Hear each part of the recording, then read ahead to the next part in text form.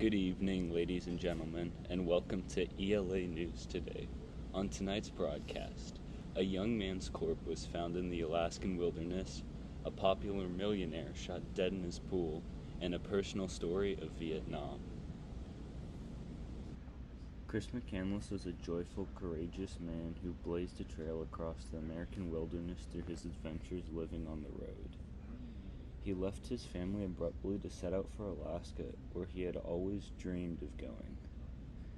Here's his sister, Crane, to explain more about him. Chris always embodied the idea of transcendentalism throughout his life. He lived life freely, unafraid of others' opinions or restrictions. We came from a wealthy household, but Chris never cared about money. Before he left on his trip, he donated all his savings and set out in his old Datsun. If he felt something wasn't necessary, he didn't want to use it. Chris was always in love with the outdoors. His dream since forever was to travel to the Alaskan wilderness and trek off to find some sort of meaning. He had a tough going before he left. Our father, Walt, and him were on bad terms since Chris found out he had cheated on our mother.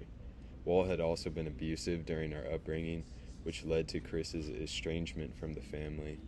I think his rocky relationship with his dad is what caused his adventurous spirit. Chris looked up to Walt as a child, so when he learned about his secrets, his image of him crumbled. He left as an act of revenge on father, leaving the family without a trace. I think he left searching for meaning and belonging. He didn't agree with his parents' ideals, so he set out for his own course. So many people live with unhappy circumstances, and yet will not take the initiative to change their situations because they are conditioned to a life of security. The very basic core of a man's living spirit is his passion for adventure. Popular millionaire James Gatsby was found shot dead in the pool.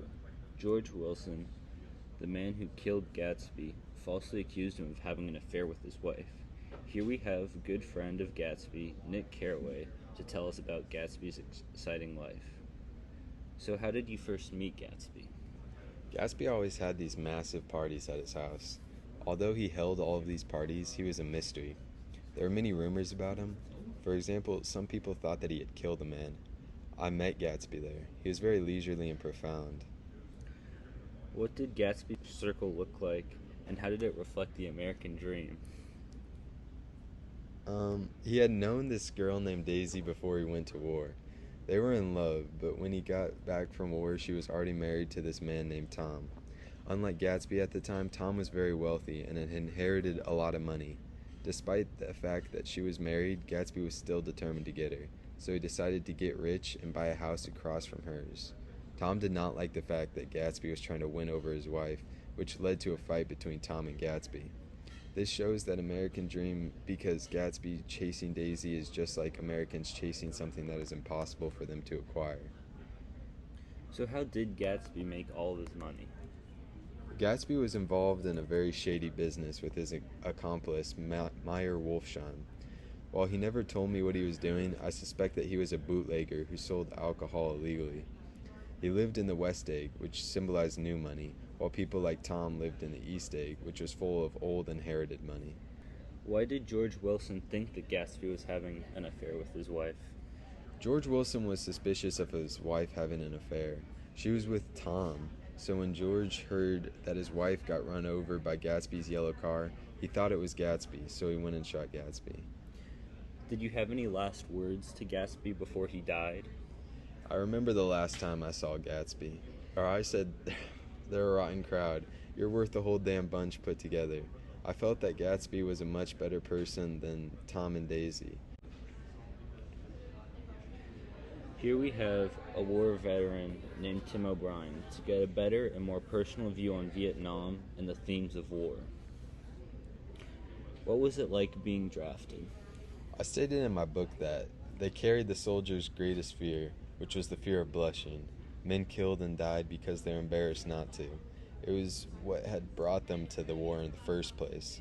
Nothing positive, no dreams of glory or honor, just to avoid the blush of dishonor. When I said this, I meant that people were more afraid to put shame upon them or their own families than going to war. How do you think society feels about war? I think that many people believe that it is full of heroes and epic battles, but that is not the case at all. Many soldiers had to use coping mechanisms, like playing games or taking drugs to numb the pain of war. It was terrifying knowing that you or your best friend could die the next day. What did you and your fellow soldiers do after the war? Many of us lost our purpose in life. A lot of us were going to college but lost the will because we were so traumatized. Vietnam was the first American war that people didn't want to fight, so people didn't treat us very well after we got back, which led to many of us losing the will to live.